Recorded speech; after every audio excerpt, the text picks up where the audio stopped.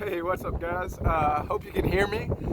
If you take a look around, I am in a weird place. I'm actually on top of my kids' play fort, and the reason I'm up here is because I want to talk about a verse that for the longest time I never related to, and I'm all about right now trying to show you guys just different ways to look at the Lord. Like, His ways are infinite, and there's so much more that we can know about Him. And today, I just want to share with you one of the things I kind of read over in my own personal time, and that's Psalm 61. Now, it's pretty windy up here, but I think that's perfect. So, Psalm 61 says this.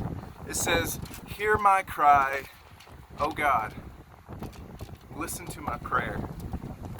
Like, I don't know if you've ever been in that place where you might not feel like the Lord is listening, that it feels like your words are kind of coming back empty. But I wanted today to tell you that part of this is just a perspective. Like David starts that and he says, "Hear my cry," but then he reminds himself of something. He says this, he says, "Hear my cry, O God, listen to my prayer.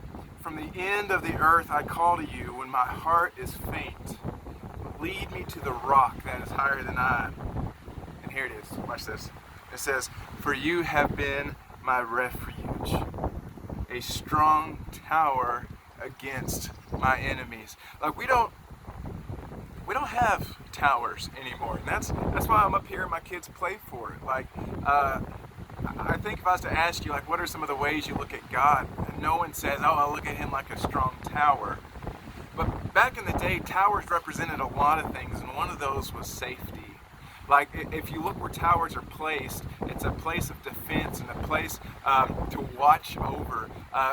Lighthouses guard ships against the coast.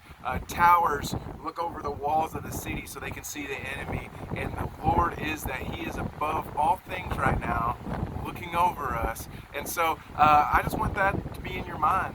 And I remember hearing this when I was a younger Christian, and the guy said this. He goes, "We really don't have towers, but we have water towers.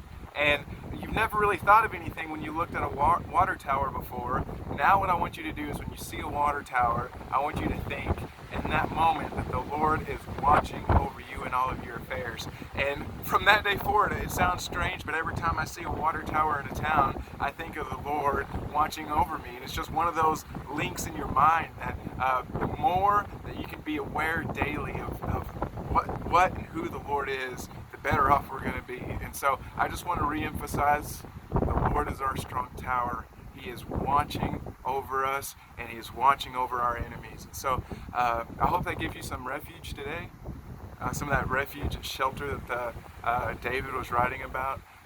Maybe all around you it kind of feels like the world is kind of windy and turbulent right now. But remember, the Lord is your strong tower.